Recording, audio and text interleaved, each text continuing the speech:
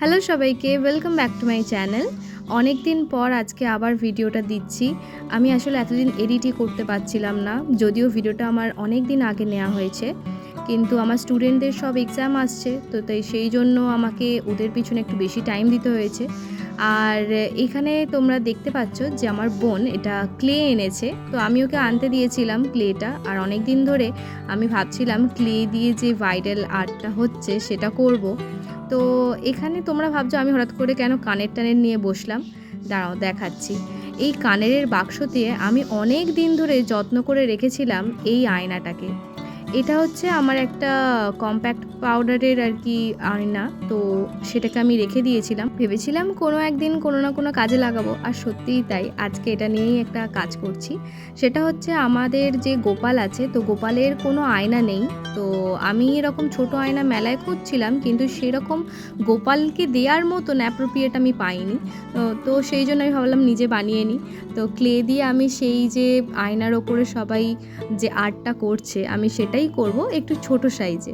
তো এখানে আয়নাটাকে একটা শেপ দেওয়ার জন্য আমি এই কার্ডবোর্ডটা কেটে নিয়েছি। এবার আয়নাটাকে এর মধ্যে বসে আমি মাপটা দেখে নেব যে কতটা আমার লাগবে। তো পেন দিয়ে আমি এর একটা আউটলাইন করে নিচ্ছি যে এতটা কার্ডবোর্ডের ওপরে আমি আয়নাটাকে বসাবো। তো আয়নাটাকে শেপ দেওয়ার পর আমি এর একটা হাতল এঁকে নেব, ওটাকেও কাটতে হবে।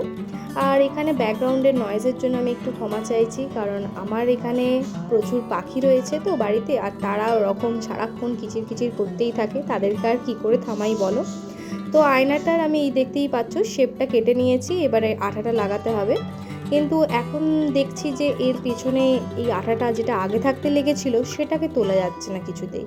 তো আমি ভাবলাম যে থাক, এটার চারপাশ দিয়েই বরঞ্চ আঠাটা লাগিয়ে আমরা বসিয়ে দিই। ক্লে দিয়ে আমি এর আগে কখনো কোনো কাজ করিনি, এই ফার্স্ট টাইম আমি ক্লেটা পেয়েছি, তো আমি খুবই এক্সাইটেড। তো এখানে আমি সবচেয়ে প্রথমে ভাবছি যে কোন কালারটা নেওয়া যাক। তো ইয়েলো কালারটা অনেক শুভ, তো ওটা দিয়েই ফার্স্ট স্টার্ট করি। তো আমি এখানে একদমই ছোট্ট একটুখানি অ্যামাউন্টে নিয়েছিলাম, কারণ আমার মনে হচ্ছিল যে এটা ছোট আয়না, তাই ছোট ছোট ফুল করতে হবে, তো কতই বা লাগবে। আর তোমরা দেখতে পাচ্ছ আমার কাছে কোনো সেরকম টুল নেই যে এটাকে ইউজ করব, বাট এই প্যাকেটের সাথেই যে কটা টুল আর কি দিয়েছিল সেগুলোই ইউজ করছিলাম প্রথম দিকে। তো এরকমভাবে করে আমি ফার্স্ট ফুলটা বানিয়ে নিয়েছি। প্রথমে এভাবে বেলে নেবে আর তারপর পিস পিস করে কেটে সেগুলোকে জাস্ট একসাথে জুড়ে লাগিয়ে দিলেই হয়ে যাবে। তো এই ফুল বানানোটা মানে আমিও ভিডিও দেখেই শিখেছি, আর খুবই ইজি বানানো, আর খুবই চটজলদি হয়েও যায়, আর দেখতেও সেরকম কিউট লাগে। তো এখানে আমার বেশ কয়েকটা ফুল বানানো হয়ে গেছে, আর এখনও আমি পরপর আরও কয়েকটা ফুল বানাবো, কারণ পুরো আয়নাটা ভরতে হবে। আর আমি যত বেশি বানাচ্ছি তত দেখছি আরও সুন্দর হয়ে যাচ্ছে। মানে আমি প্রথমবার যে ফুলটা বানিয়েছিলাম সেটা অতটা ভালো দেখতে হয়নি, বাট তার পরেরগুলো বেশি ভালো দেখতে হয়েছিল। Practice makes perfect. তো তোমরা দেখতে পাচ্ছ যে আমার পরের ফুলগুলো বেশি ভালো হয়েছে, আর আমার তো খুবই কিউট লাগছে, আয়নাটা পুরোটাই ভরে গেছে। আর এখানে দেখো আমি একটা জিনিস পেয়েছি, সেটা হচ্ছে এটা একটা প্রাইস ট্যাগ। তো এই প্রাইস ট্যাগটার একটু শক্ত মতন মানে প্লাস্টিক ছিল, তো সেটা দিয়ে দেখছি বেলাটা বেশি ভালো হচ্ছে। তো আমি এর হাতলটার জন্য এরকমভাবে ক্লেটাকে লম্বা করে বেলে নিয়েছি। এবার এটাকে পরপর এরকমভাবে লাগাবো। তো এটা যেমন পার্পল কালার, তো এরপর আমি আরও কালার ইউজ করেছি, দেখতে পাচ্ছ।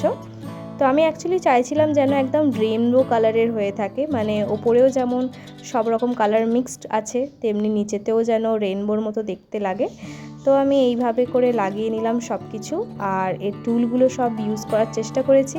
তো আমার এখানে আয়না একদম রেডি হয়ে গেছে, দেখতেই পাচ্ছ।